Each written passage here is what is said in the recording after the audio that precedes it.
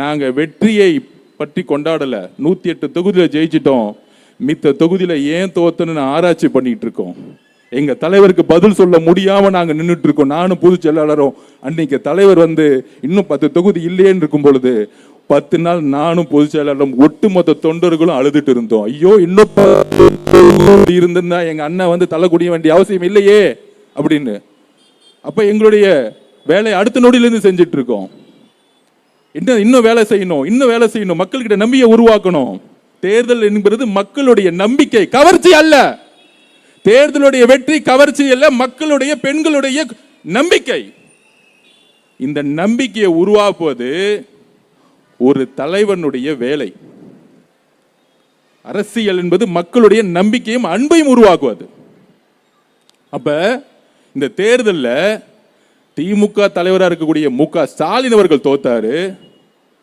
திமுகவுடைய பொதுச் செயலாளர் திரு துரைமுருகன் அவர்கள் தோத்தாரு. ஒரு சாதாரண இளைஞர்களிடம் தோத்தார் திமுகவுடைய பொதுச் செயலாளர். அதற்கு அப்புறம் திமுகவுடைய பொருளாளருடைய மகன் தோல்வியுற்றார். அப்ப திமுகவுடைய தலைவர், பொதுச் செயலாளர், பொருளாளருடைய மகன் தோல்வியுற்ற ஒரே தேர்தல் 2026. இதை சாத்தியப்படுத்தியது எங்களுடைய தலைவர் திரு சி. ஜோசப் விஜய் அவர்கள்.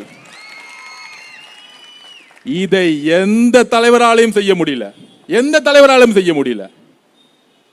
இது கவர்ச்சிக்கானது இல்லை. திரு மு.க. ஸ்டாலின் அவர்கள் அப்படி நினைச்சிருந்தா நினைச்சுக்கோங்க. தமிழக வெற்றி கழகத்திலும் எங்களுடைய தலைவர் அவர்களையும் அண்டர் எஸ்டிமேட் பண்ணிக்கிட்டே இருங்க.